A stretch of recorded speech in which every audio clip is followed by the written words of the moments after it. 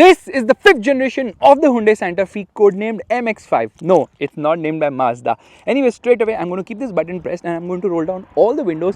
Yes, all the windows roll down and they roll down very fast here. And straight away, I'm going to turn on the vehicle. I keep this button pressed and the car turns on immediately. Yeah, there is no hesitation at all. Okay, I have to lock the car first and then only it will happen. Why am I lying to you guys? Yeah, now the car has turned on. It makes this sound obviously, and now using this button I can actually move the car ahead and behind. Yeah, it came into gear and now it is moving ahead, so there's nobody seated on the inside. It has got this self park function which is super duper cool. Yes, the car is moving ahead. I think it moves at a top speed of 10 kilometers per hour, not more than that. Now I'm just going to get it behind because we are almost hitting the main road, which is not the right place for the car to be. Come on, let's roll back, baby. And there it is going behind. So yeah, Hyundai is offering crazy features and technology in its cars. There is nobody inside. Yeah, trust me, there's nobody inside. It's just so magical how this feature works. So that's fantastic. Yeah, the car is super duper boxy. I'm straight away going to unlock the car and going to sit inside and turn it on right now.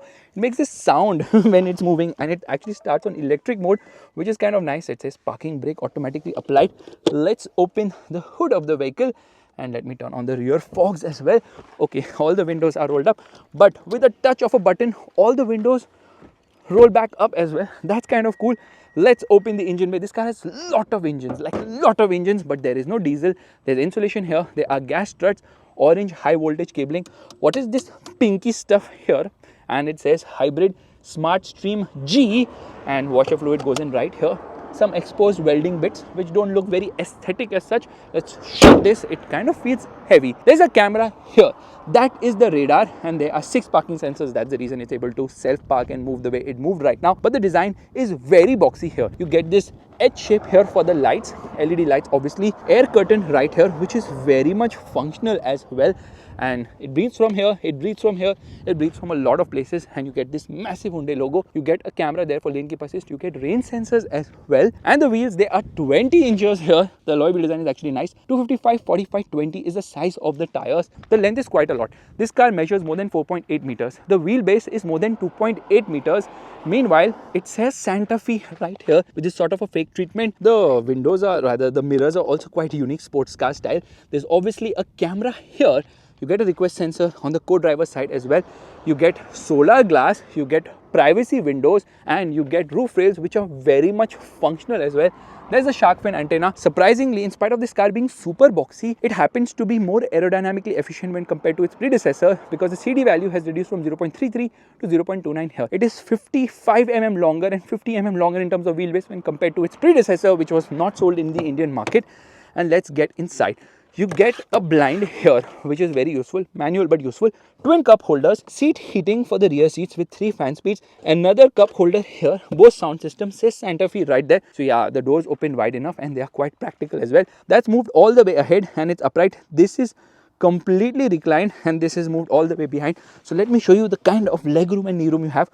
Good amount of knee room, good amount of legroom, good amount of foot room. Underthigh support is decent, not the best. And obviously headroom seems to be adequate enough. You get a hook, a light, and a handle to hold on to. Height adjustable seat belts as well. There's a hook here, 2 hooks here. In fact, the headlight has the edge treatment, the tail light has the edge treatment, and a lot of edge treatment on the inside as well. Aircraft style magazine holders here. This opens from behind. Yes, this opens from behind. And here you have got more storage. So there's a drawer there. So yeah, it's a very practical car. USB-C charging socket, another USB-C charging socket, and I can just push this behind to slot it. Isofix child seat mount. You get a center armrest with 2.5 cup holders. You get a headrest for the center passenger. Light placement here. You get a glass roof here, which obviously does not open, and you have to operate it from the front. Unfortunately, you cannot operate it from the rear. It says airbag right here, and let me get out and straight away get into the rear, which is very easy because there's a button here. I press this button and nothing happens. So I press the button here on the top and there it moves ahead. Yeah, that is nice and easy. Let me press this button and see what happens. It's the same effect. I have to keep the button pressed. And let's get into the third row immediately because the third row seems to be decent. It has Isofix child seat mount. And let me just put this back into place.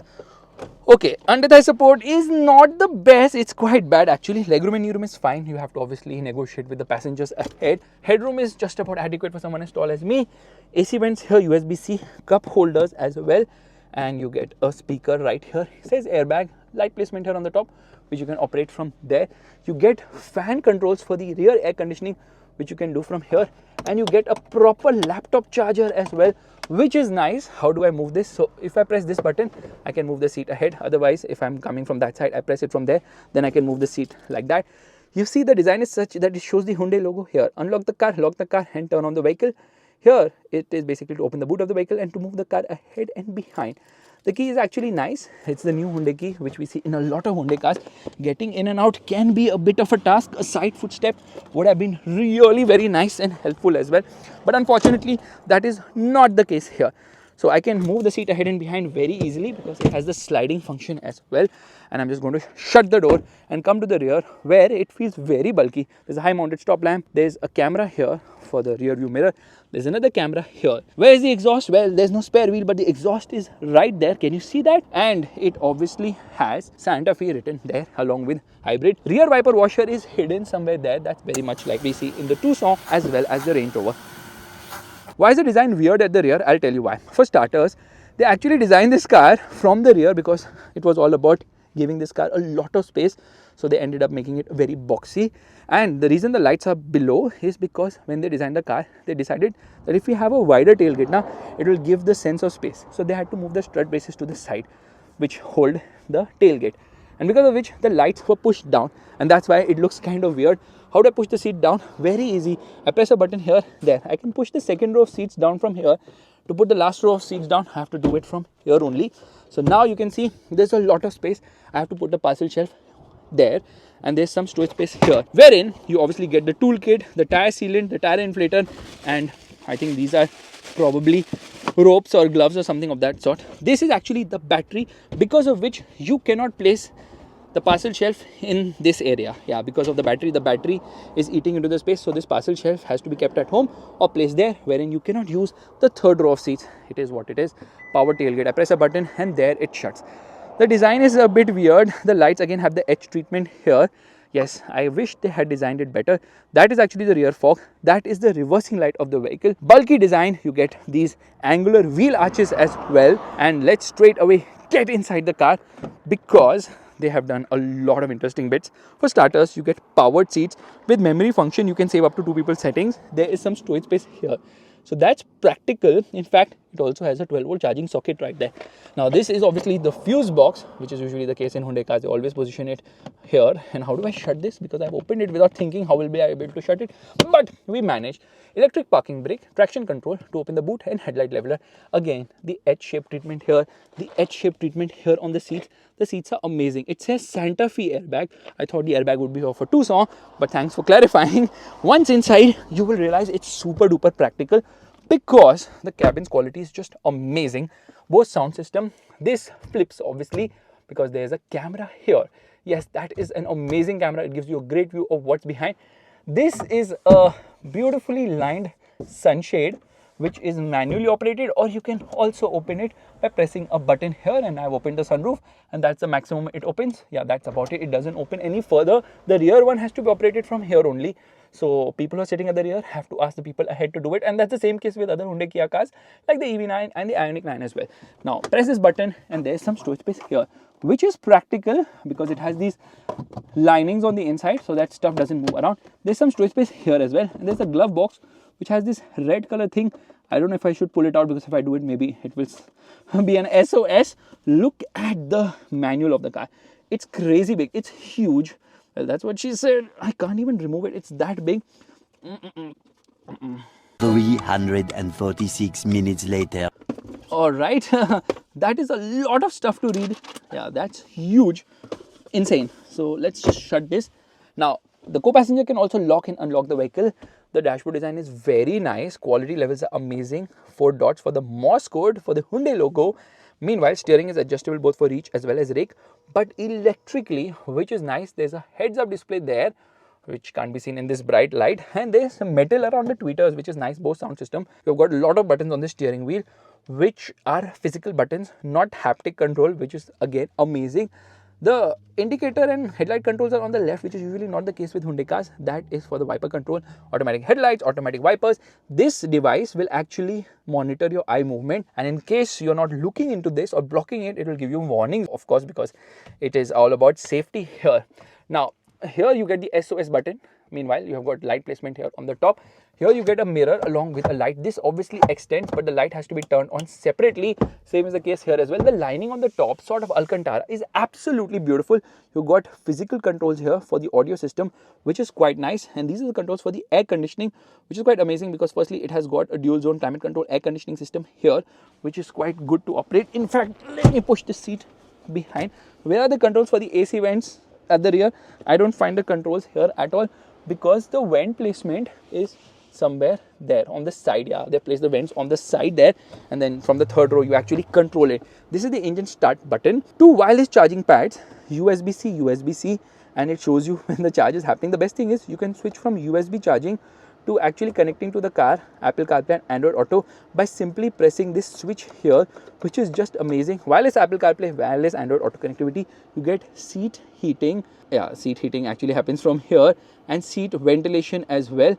Okay, bring it down. Yeah, physical button here would be really awesome.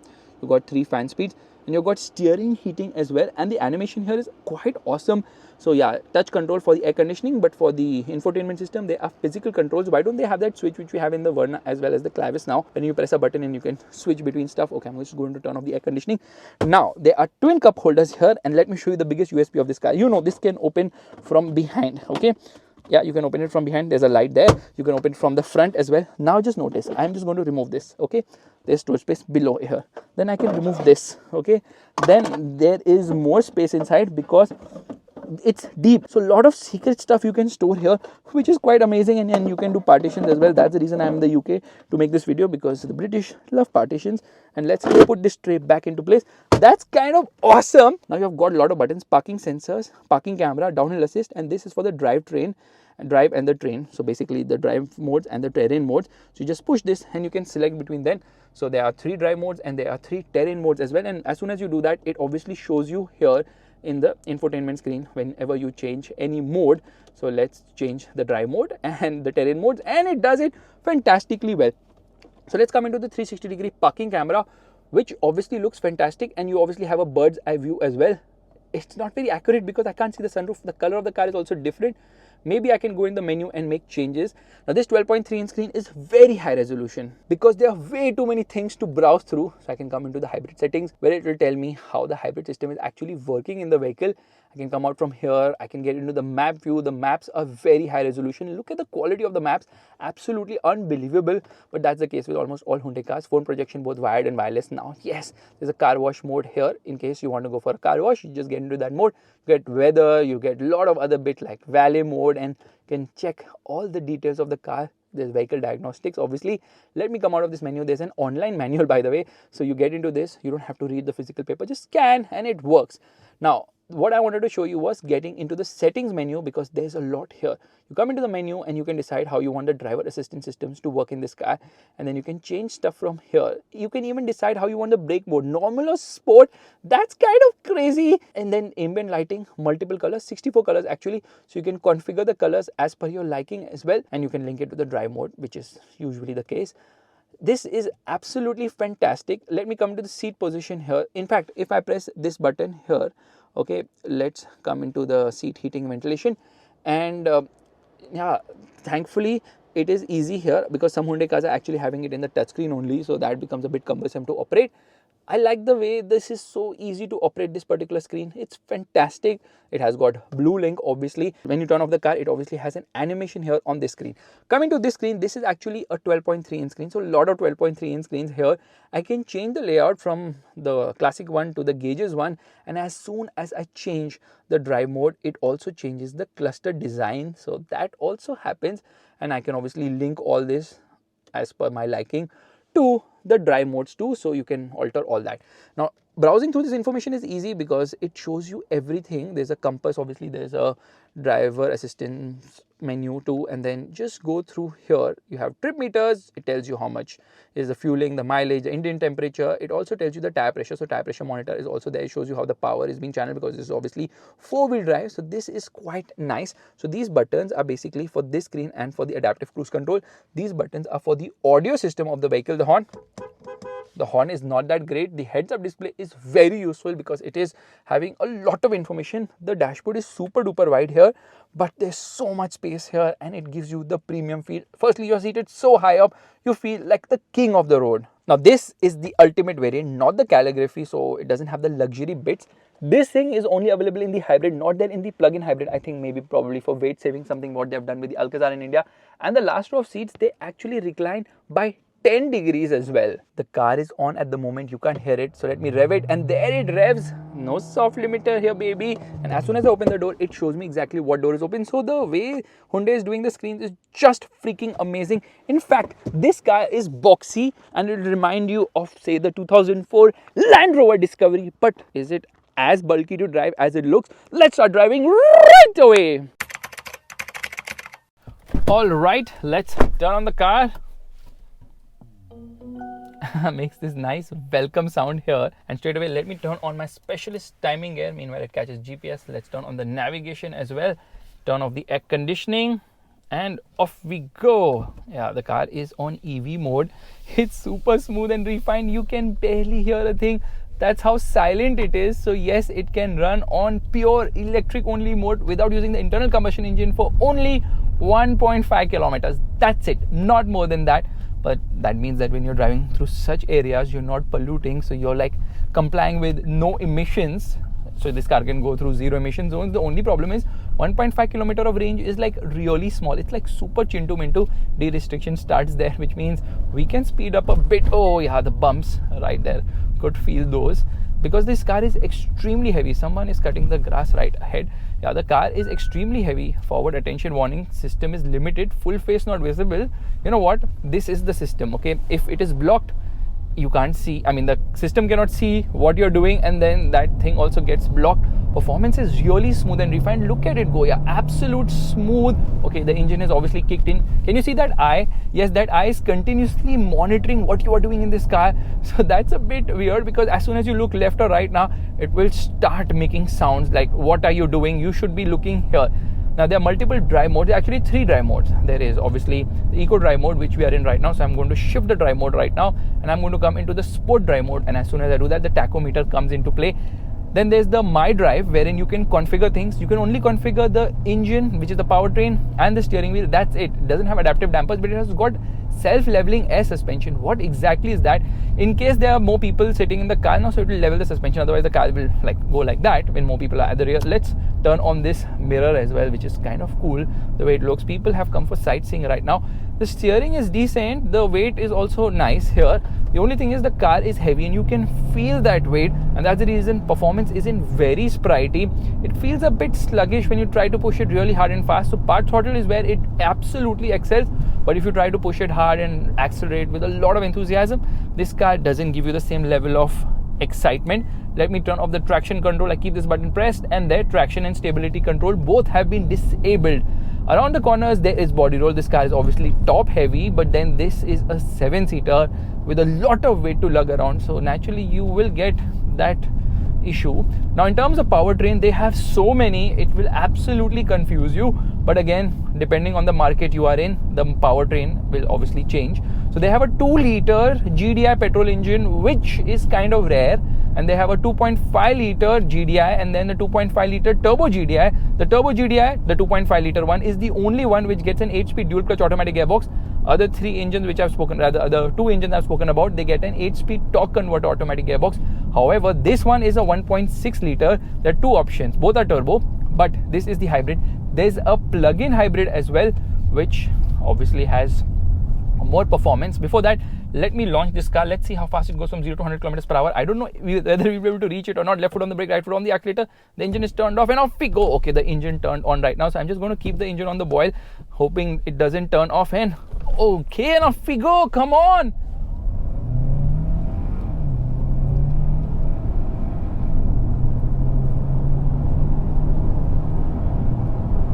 That's 0 to 100 kilometers per hour in 8.9 seconds. Not bad at all, because they claim this car will go from 0 to 100 kilometers per hour in approximately 9.6 seconds. So yes, it is definitely faster when compared to the claim numbers.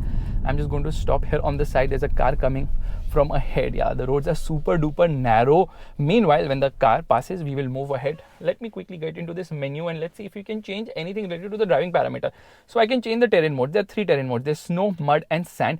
And obviously whenever I change it, it changes a lot of things here. So the my drive mode is also configured to be the same as the sport mode right now. And yeah, there's not much here to actually go through. I will just put the navigation here. Let me actually turn on the camera. Let's do the driver rear view monitor. Let's see if that works. And soft limiter at 5000 rpm, so not really soft.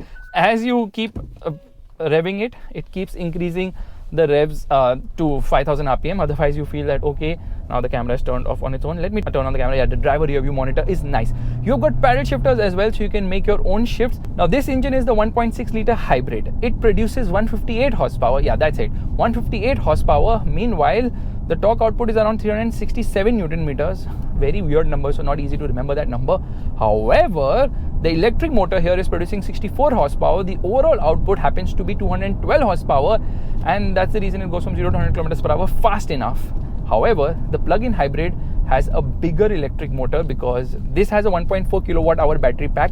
The plug-in hybrid is having a 13.8 kilowatt hour battery pack, and that's the reason the electric only range there is 54 kilometers, which is amazing. Yeah, 54 kilometers of electric only range. Here it's 1.5 kilometers, which is absolutely nothing if you ask me.